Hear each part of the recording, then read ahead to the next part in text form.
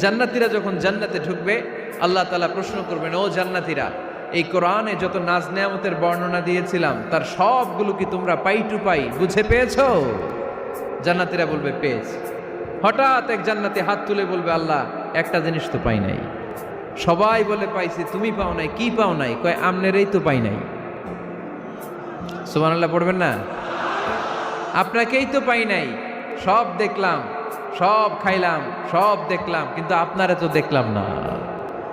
আল্লাহ তাআলা তখন বিশাল জান্নাতের এই কনফারেন্স রুমে সবাইকে বসিয়ে আল্লাহর দিদার মানুষকে দেখাবেন। আল্লাহ তাআলা তার গোপন সৌন্দর্যকে সেদিন জান্নাতীদের সামনে প্রকাশ করে দিবেন।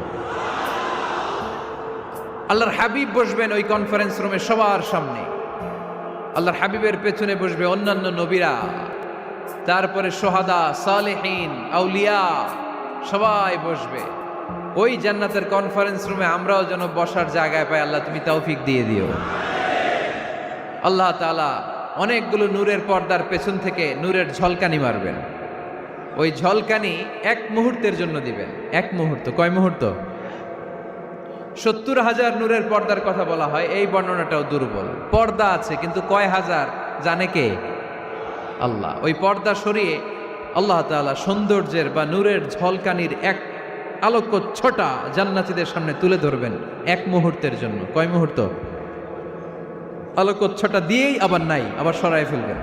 ওই এক মুহূর্ত দেখে জান্নাতীরা পাগল হয়ে যাবে, অপলক নেত্রে তাকিয়ে থাকবে। এইভাবে চোখের পলক ফেলবে না, চোখ মেলে তাকিয়ে আছে। কিন্তু সামনে কিন্তু আল্লাহর নূর আর নাই, কারণ ওইটা আসছিল কয় মুহূর্তের জন্য?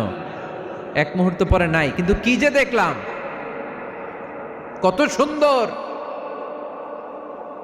কোটি কোটি বছর এরকম অপলক নেত্রে জান্নাতীরা তাকিয়ে থাকবে।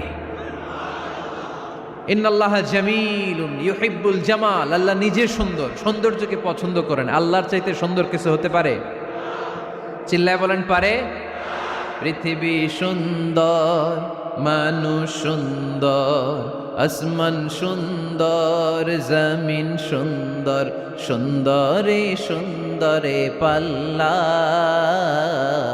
জানি না কত সুন্দর তুমি আল্লাহ, জানি না কত সুন্দর তুমি আল্লাহ। সুবহানাল্লাহ পড়েন। আল্লাহ তাআলা তার সৌন্দর্যকে সেদিন জান্নাতীদের সামনে তুলে ধরবে। এই সূরাটা নাজিলের একটা ব্যাকগ্রাউন্ড আছে। আল্লাহর হাবিব সাল্লাল্লাহু আলাইহি সাল্লাম মক্কার জমিনে কাফিরদেরকে দাওয়াত দিতে লাগলেন, আল্লাহর ইবাদত করো, আল্লাহর জিকির করো, আল্লাহর প্রশংসা করো। এরকম দাওয়াত দিতে দিতে কিছুদিন পরে বিষ্ণু ইসলাম বলতে শুরু করলেন, রহমানের ইবাদত করো, রহমানের জিকির করো, রহমানের পায়ে সেজদায় লুটিয়ে পড়ো। তখন কাফেররা প্রশ্ন শুরু করে দিল, মুহাম্মদ এতদিন বলতা আল্লাহ, এখন কইতেছ রহমানের কথা, আসলে কোনটা? আল্লাহরে তো আমরা চিনি, রহমানরে তো আমরা চিনি না। আল্লাহর দাওয়াত দিচ্ছ, আল্লাহর গুণগান গাইছো, আল্লাহকে আমরা চিনি জানি, কিন্তু রহমানটা আবার কে? সে আবার কবে আসলো, কোত্থেকে আসলো, কবে থেকে আছে, কতদিন থাকবে? রহমানরে তো আমরা চিনি না। ওরা রহমান চিনে না। এজন্য আল্লাহ তাআলা রহমানকে চিনায় দেওয়ার জন্য আর রহমান নামে একটা সূরা নাজিল করে দিলেন। وَإِذَا قِيلَ لَهُمُ اسْجُدُوا لِلرَّحْمَنِ قَالُوا وَمَا الرَّحْمَنُ। যখন তাদেরকে বিশ্বনবী বললেন রহমানের পায়ে সেজদা দাও, রহমানের জন্য সেজদায় লুটিয়ে পড়ো, ক্বালু ওয়ামার রহমান, তারা বলল রহমানটা আবার কে? রহমান কে? আল্লাহ চিনি, রহমানরে তো চিনি না। এখন রহমানকে এটা চিনানোর দরকার আছে না নাই? রহমানকে এটা চিনানোর জন্য আল্লাহ তাআলা আর রহমান নামে কোরআনে একটা সূরা নাজিল করলেন। চিল্লায় পড়েন আল্লাহু আকবার। কাফেরদেরকে জানানোর জন্য রব্বুল আলামিন সূরাত আর রহমান নাজিল করলেন আর বললেন, আর রহমান আল্লামাল কুরআন খলাকাল ইনসান আল্লামাহুল বায়ান। দয়াময় রহমান শেখালেন কোরআন, বানালেন ইনসান, শেখালেন বায়ান। দয়াময় রহমান শেখালেন কোরআন, বানালেন ইনসান, শেখালেন বায়ান। দয়াময় রহমান শেখালেন কোরআন, বানালেন ইনসান শেখালেন বায়ান, দয়াময় রহমান শেখালেন কোরআন, বানালেন ইনসান শেখালেন বায়ান। আল্লাহু আকবার। আল্লাহ বলেন রহমানকে চিনো না?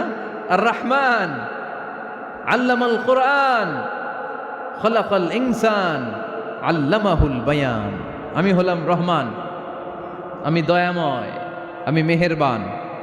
আমার দয়ার কোনো শেষ নাই, আমার মায়ার কোনো শেষ নাই। আমার দয়া ভালোবাসা ছাড়া এই পৃথিবীতে কোনো কিছু হওয়া সম্ভব। ওয়াসিআত রাহমাতি কুল্লা শাই, সব জায়গায় আমার আল্লাহর রহমত আছে না নাই?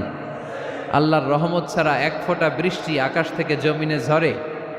আল্লাহর রহমত ছাড়া একটা গাছের পাতা মাটিতে পড়ে? আল্লাহর রহমত ছাড়া একটা শ্বাস আমরা ভেতরে ঢুকাতে পারি? আল্লাহর রহমত ছাড়া পৃথিবীতে কিচ্ছু সম্ভব না। চিল্লায় বলেন ঠিক কিনা? আমার আল্লাহর দয়া ভালোবাসা যে কত বেশি আমরা জানি না, আমরা জানি না। আরশের বুকে আল্লাহ বিশাল সাইনবোর্ডে লিখে রেখেছেন সাবাকাত রাহমাতি গাদাবি, সাবাকাত রাহমাতি গাদাবি। এর মানে হচ্ছে আমার রাগের উপরে আমার দয়া বিজয় লাভ করেছে। সাবাকাত রাহমাতি গাদাবি, আমার রাগও আছে, আল্লাহর রাগ আছে না? আমার দয়াও আছে, আল্লাহর দয়া আছে না? আল্লাহ বললেন আমার রাগও আছে, আবার আমার দয়াও আছে, তবে জেনে রেখো আমার রাগের চেয়ে দয়া বেশি।